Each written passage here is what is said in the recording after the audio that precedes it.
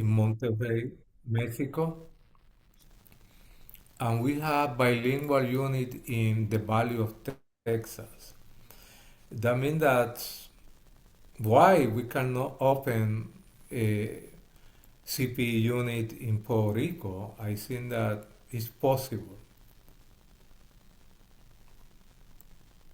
What do you see as the barriers to developing CPE in Puerto Rico? Some people they are not aware about the meaning of CPE. Some people they are not aware about what does professional chaplain means. Um, some people they don't understand the requirement, how we can become a professional chaplain. Some people they don't understand about this training. It's a clinical training, but at the same time it's educational training. Um, some people they believe that to become a chaplain is so easy, just to have a mastering degree and then you can be a chaplain, or other institution they believe that you can be a chaplain without formal education. That can be something that we have to address. Another aspect is the financial aspect. Um, we have to have a good foundation, financial foundation to promote CPE in Puerto Rico.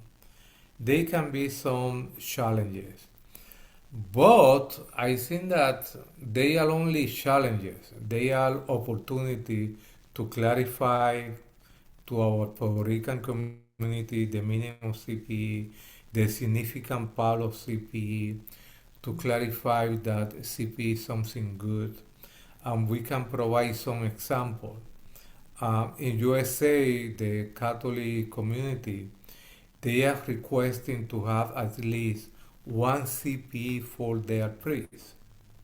That means that after they completed the master degree, when they complete their seminary, they have to do one unit of CPE. It's just one example.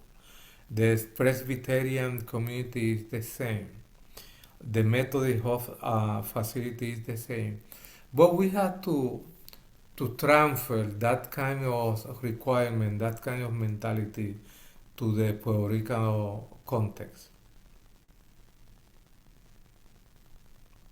I understand, and I fully agree with the first part of what you said, that which was that there seems to be a lack of understanding of what CPE is here in Puerto Rico. Um,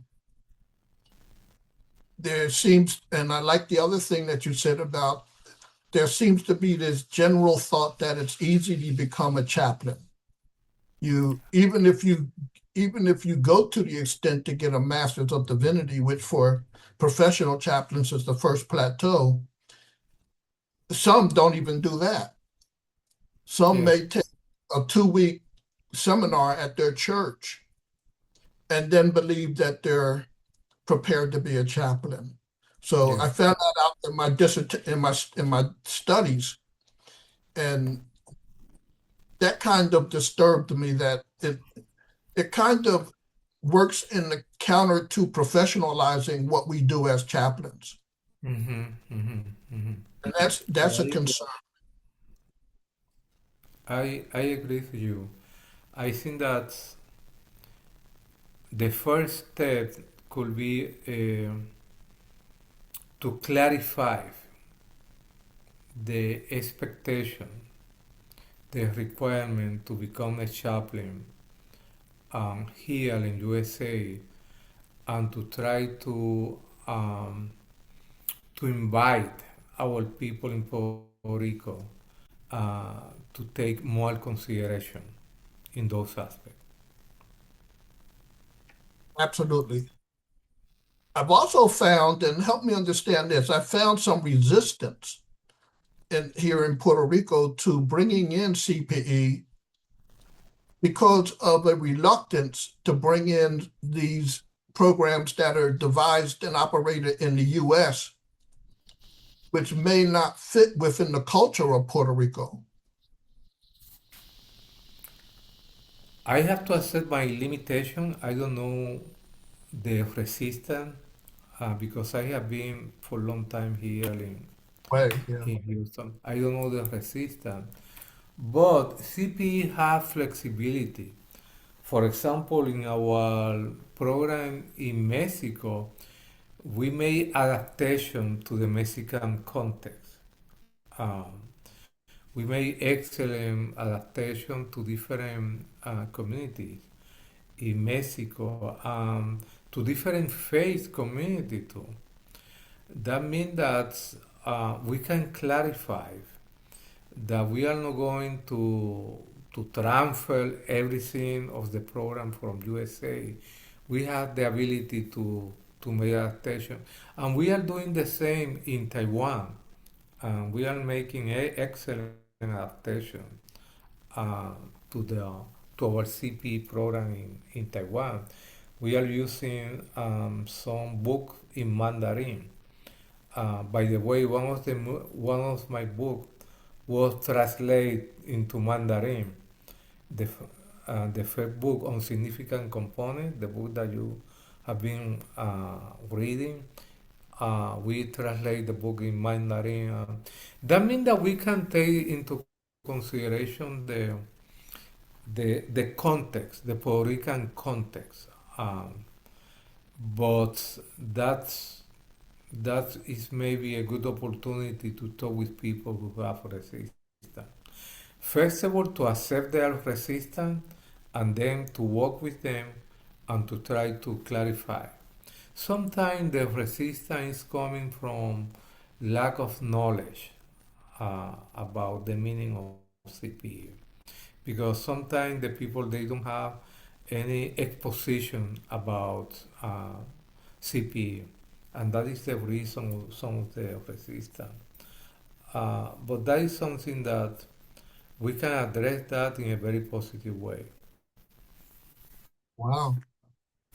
So let me ask you, as a newly minute doctorate in chaplaincy, where do I begin here in Puerto Rico to get to make this wheel begin to turn to bring CPE to Puerto Rico?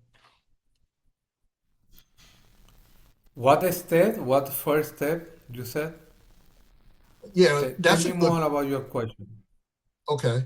I'm asking, what would be the first step I should take to bring CPE to Puerto Rico?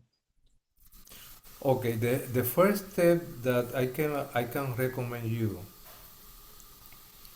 is to have a meeting with the Evangelical Seminary Dean, to have a meeting between you and me, and to try to explain to the dean the benefit of the CPE, the history of the CPE,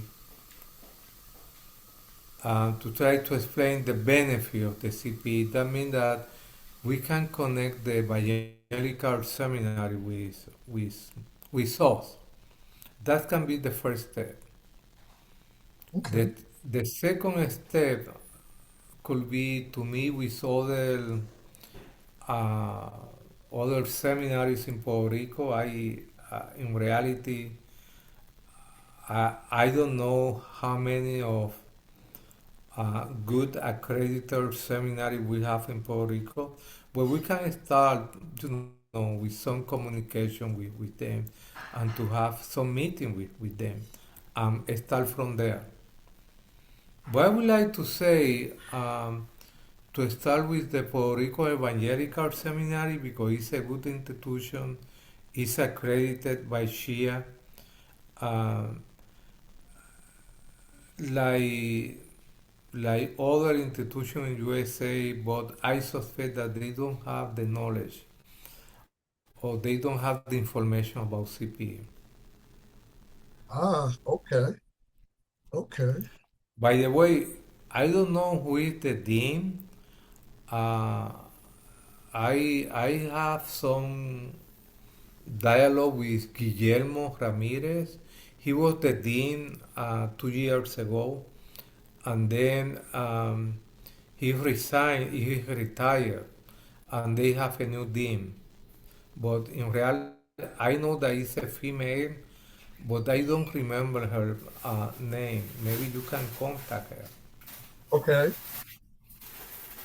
Well, I will research that because that's a great beginning.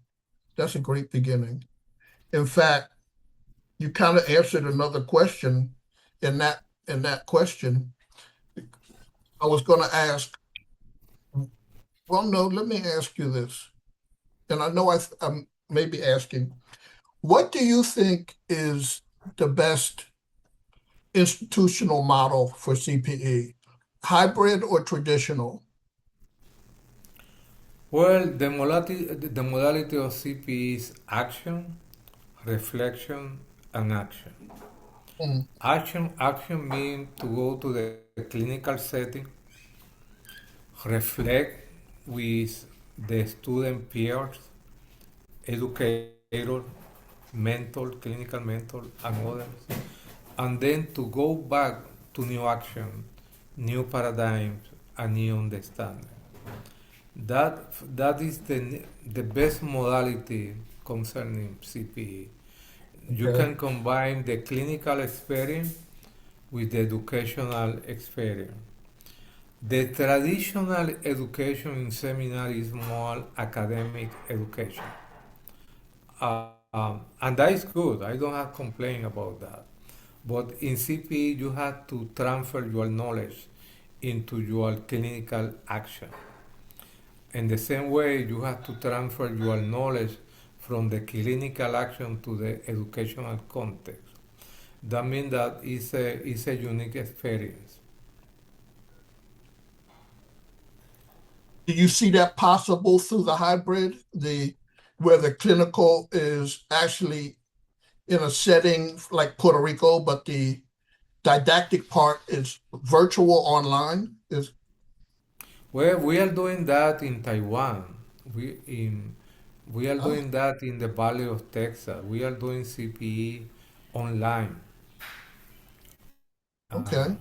That means that it's not impossible. We can prepare a good CPE online when the educator can be here.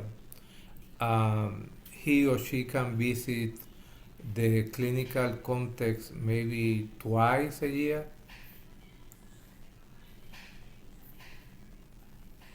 Okay. I'm just writing down some notes as I'm talking with you to make sure I capture these thoughts. This is Yeah, this is well, with technology is impacting education. We're talking just extended CP unit, no resident unit. I'm talking just about extended unit okay. because they are different. Yeah. I did one unit of CPE many years ago. Many Okay, years. Um, before they went to these levels of level one and level two and level three and we didn't have that when I did CPE. We just did okay, one unit. We just had a unit of CPE. And by the way, it was because my seminary encouraged us to do a unit of CPE. yeah, And so excellent. I did mine in Philadelphia at the Abington Memorial Hospital. And I regret that I didn't continue to get the other 3 units, but I'll take care of that. Okay, You talked a little bit about building the right coalition. That's important. So I can skip that. In fact, you really you answered a lot of these questions without having them given to you one by one. We talked about developing the CPE model. We talked about a model for Puerto Rico, which would I take from your conversation, the model in Puerto Rico could be very similar to the model that you have in Taiwan. I think that more in Mexico. I think that because Taiwan is a unique place, but I would like to say can be so similar than the unit that we are doing in Monterrey, Mexico. Ah, Because the unit is supposed to be in Spanish. We are thinking Puerto Rico. The unit is supposed to be in Spanish or bilingual unit. We have a bilingual unit in the Valley. Bilingual unit means that the student can feel free to speak Spanish or English, to write Spanish or English. That means that we have those two modalities. The unit in Spanish, just Spanish, or we have another unit in the Valley of Texas who is bilingual. and as you know, here in Puerto Rico, we're getting a lot more, for lack of a better term, it's not a nice term, I think, but I'm trying to think of how I can put it nicely. We're getting more people from the U.S. to immigrate into Puerto Rico because of the I change in the laws and all the other things. I understand. In our bilingual unit in the Valley, the student they are willing to write their verbatim, didactic, or to do their presentation in English or Spanish. It's depending on what language they feel more comfortable. That means Okay. that that can be another modality for Puerto Rico.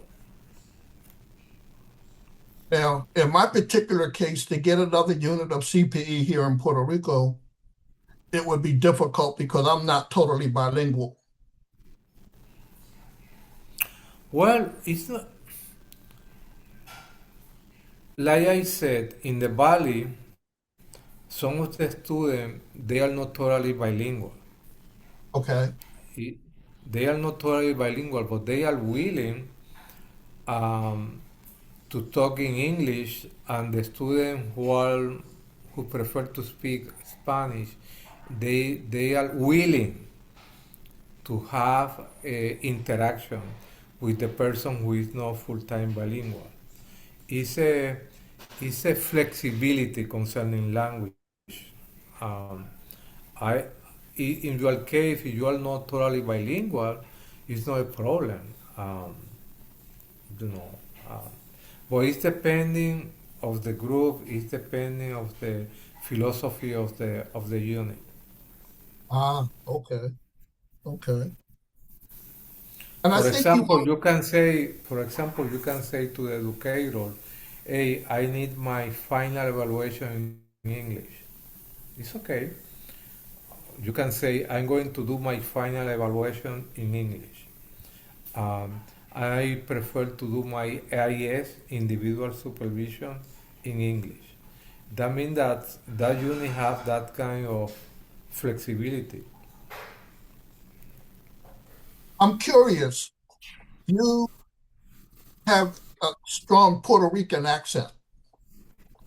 Yeah, And because so I'm wondering, I was raised, I was born and raised in Puerto Rico. Yes. okay. And so how does that work for you when you're doing CPE like a place like Texas, who may not have that strong accent? Well, can work positive and negative. Okay. Can work positive and negative. Um, my students, the staff, they feel connection with me because from the beginning, I can show my humanity. I can show my limitation, and they make excellent connection. People they don't connect with people who want to be perfect. People connect with people who are imperfect. That means that from the beginning, they're becoming aware. This guy have the ability to share his limitation. They feel some attraction concerning connection. That can be the positive part. That can be the yes, the positive to use my humanity to connect. The negative is that some people they have a high expectation concerning accent, if you don't have the standard English, maybe they can think that you don't have enough knowledge uh, to be in the CPE and to be in your position. That can be something like a challenge. But every time, always, I take this not something personal. I like to take this like a good opportunity to tell that person, okay, this is who I am. Then tell me who are you. That means that I don't want to take some bias from others. Like personal, I like to identify bias from others because that can be a good opportunity from others to identify their own biases, interacting with me, and that is another positive part. Wow. I have I have to accept that the majority of my students their first language is English. That means that they know more English than me. They have a good knowledge because they are coming from a good educational institution. But it's not just about the language, it's about the wisdom. Um, how can I integrate my wisdom in my interaction with them? Uh, it's not just about the language, it's about my values. How can I show my values to them? Values of support, values of respect, values of solidarity. And that is something that impact them in a very positive way. By the way, once a year, we we are going to Mexico for 1 week with the students from USA to deal with this aspect. All of our students they are going to Mexico for 1 week and to have interaction in a different context when the first language is Spanish. Let me tell you that has been impacting them in a very positive way. Yeah. Just is one example. It's just one example. Thank you for that. I sometimes don't think about that when I consider my limitations in Spanish, but you're absolutely right that it's not necessarily your language, but your values and your ethics and your consideration, your humanity with people, which crosses the bridge more than sometimes your language ability. So thank you for It, that. it's beyond the language. Sometimes when they ask me, "How are you doing this?" I say, "Well, I am like Ricky Martin," and they ask me, "What? You are like Ricky?" Yes, I am like Ricky Martin. Ricky Martin is not the best dancer, but he can dance. Ricky Martin is not the best singer, but he can sing. Ricky Martin is not the best public speaker, but he can speak in public. Ricky Martin is not the best singer singing in 5, 6, or 7 languages, but he can sing in 2 or 3 languages. I said that I am like Ricky Martin. I am not the best public speaker, but I can speak in public. I am not the best CPE supervisor, but I can supervise and my students love me. That means that to use image to try to clarify um, their question and their biases. Like now the new Ricky Martin here in Puerto Rico is Bad Bunny. Yes, yes.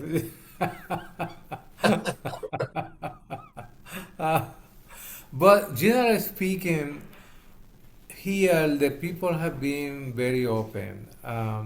Also, we have a student from different countries. We have a student from Europe. We have a student from Arabia Saudi. We have, you know, and they are coming with a strong accent too, and they feel welcoming from the beginning. Wow. You talked a little bit about the financial part of it, and that is a concern. My plan that I drafted in my dissertation was to first go out and talk to people like yourself. I know there's at least 5 here in Puerto Rico that I need to talk to, but once I accomplish that, I wanted to have what I call a planning meeting where Planning we meeting.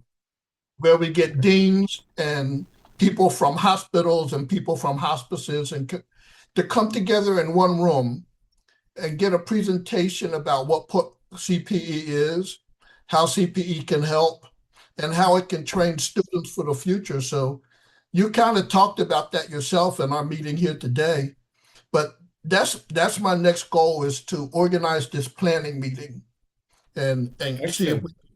if we can do that. Excellent. It's a good idea. Excellent. Excellent.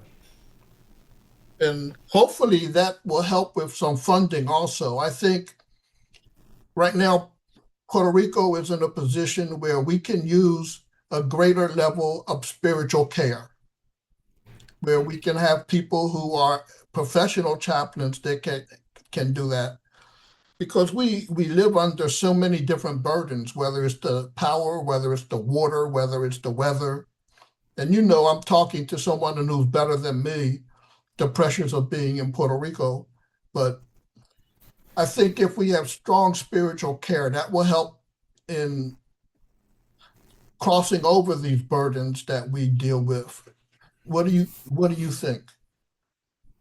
I think that it's a good idea to have to begin with some approach to other institutions.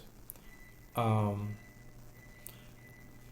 it's a good idea. I think that I was thinking in institution like Evangelical Seminary because they can put some money in project like this. Mm. But you are talking about hospice. You are talking about maybe you can have some approach with the Mennonite hospital over there to have some conversation with the director of the spiritual care Mennonite hospital. They have a good facility in Ay Bonito, Caguas. I don't know if they have facility in Bayamon. I don't know about that.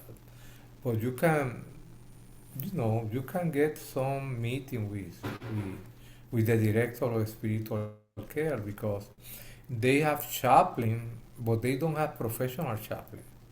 Right. That means that maybe they have the need to have, to increase uh, their employees, um, to increase their qualifications in this way. I don't know who is the director of spiritual care, um, but maybe you can get the information uh, I'll about get the it. Mennonite facility. Mhm. I get it. It's just I'm one example. It's just one example. I'm a little bit older. I'm 72 years old. So I know that if I You are want to get, 72? yes, sir. I am 72 too. Ah, okay. Okay. I was born in 1954. What I was about you? born March 21st, 1954. Okay. I was born in April 23. But my goodness, you look younger. Thank you. Thank you. Yeah, I was born in March. If you believe in the zodiac, I'm what they call Aries. Yeah. But your book, to go back, maybe I'll share with you, not here, but I'll share it later, what my Damascus Road experience looked like. And it's made me for the rest of my life. I was 38, and it made me spend the rest of my life until now doing things to help people, Good. doing doing things to help people. So I'll share that with you. Um, we really talked about if there's anything else. We really talked about most of the things that I wanted to ask you. Okay, great. What I'd Well, like yes, what go I'd ahead. like to say to you is, let me ask this way. I'm going to read it from directly the question. The question is, Dr. Rodriguez, what do you think? What advice would you give those of us who believe Puerto Rico should have a sustainable pathway to accredited clinical pastoral education and are willing to work towards that vision? What would you say to us? Say again the question. I would like to be clear. Sure. First part of the question is, what advice would you give to a person like me who wants to bring accredited CPE to Puerto Rico? And then the second part is, what would you say to a person like me who's willing to work towards that? Okay, I think that CPE impact every spiritual encounter with patient, family, staff, member of community, um, because in CPE you have to demonstrate that you have empathy to others. Um, Let me tell you, this is a significant concern for me. When I interview applicants, they have their master's degree, they have their experience in ministry, but in the majority of my interview, they don't demonstrate a good sense of empathy.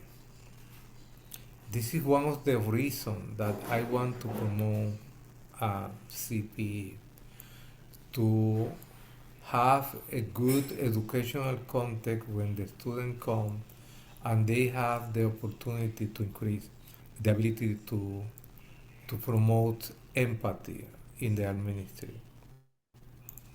Another aspect is because they will have the educational context to reflect about themselves and to become more aware of their self. Not only the positive side, to become aware of their dark side Right. uh, in a very safe environment. The majority of the ministry, they don't have that environment. They cannot talk about their challenges. They cannot talk about their dark side. In CPE, it's a safe environment when they can open their life and they have a peer educator that can work with them. This is a model reason. Other reason is that I would like to provide to the student the basic skill to become a professional chaplain. That means that um, you don't get that in seminary. You don't get that. Maybe you can get the basic, but not the strong formation to become a professional chaplain and to have a good skill. I think that they are the three significant components why we can promote this educational experience. I don't know if I answered your question or not. No, Let me you know did. if I am confusing you. No, you're right on the point. And maybe you may, if I can stray, one of my experiences was I was a chaplain at the Air Force Mortuary Affairs Office in Dover, Delaware. That's where any service member who dies overseas is brought back to first before reunited with their family. And so we had civilians and we had chaplains, I mean, civilian and military working there. I was one of the chaplains. One day, a young lady who I knew from Philadelphia I knew her family was Puerto Rican family. She died in an airplane crash, Wow. military airplane crash. There Wow. was a fire after the aircraft hit the ground and it destroyed her body. Wow. I couldn't do that job as the chaplain. Emotionally, psychologically, maybe even spiritually, I was so devastated that I couldn't do what I needed to do. Wow. The military saw where I was at, saw where I mentally and was really dealing with. And so instead of me ministering to them, they ministered to me and got me through the experience. Wow. I think you're absolutely right. Had I been a pastor, that wouldn't have worked too well. Because as a pastor, I couldn't have given it into my own personal feelings about what was going on. But as a Mm, chaplain, I mm. think sometimes you need to be in touch with your feelings, your personal feelings about what's going on. So Yes. you were right on the money, if, as they say. To be in touch with your feeling, to be in touch with your baggage as a person, and how your baggage can be present in your intervention, just to have a good awareness. But let me tell you, William, I am here to support you in your project. I am here to check what do you need from us. We have a good institution. Houston Methodist is a unique institution. We are number 1 in Texas. We are in the Texas Medical Center when we have 8 million visitors uh, per year. We have working with 4 universities, 3 schools of medicine, 2 schools of pharmacy, 3 schools of nursing. That means that we are here to support you in your project. Um, we have like 6 ACP educators. Wow. We have 85 staff chaplains um, in our 85 facility. chaplains? 85 chaplains. Oh my Uh-huh. goodness. In our CPE program, we have in total resident extended. We have 58 students. That means that we are here to support you. I am working in a very good institution. The, I am the director of the CPE program. That means that I have access to some resources. I am here to support you in any way. I wanted to say thank you for taking the time to share your experience and your knowledge with me. That is very important to me. It makes me is I don't know. I'm lost for words. I just think it's such a wonderful thing that you've done for me, and I appreciate that. I hope that through this discussion and others that I have, that this idea of bringing CPE to Puerto Rico will come to fruition, and that we can do a good thing for the Puerto Rican people here. Um, Excellent, excellent. I will be in Puerto Rico in November. Maybe we can meet there and to go to eat bacalaitos, mofongo, pasteles. okay.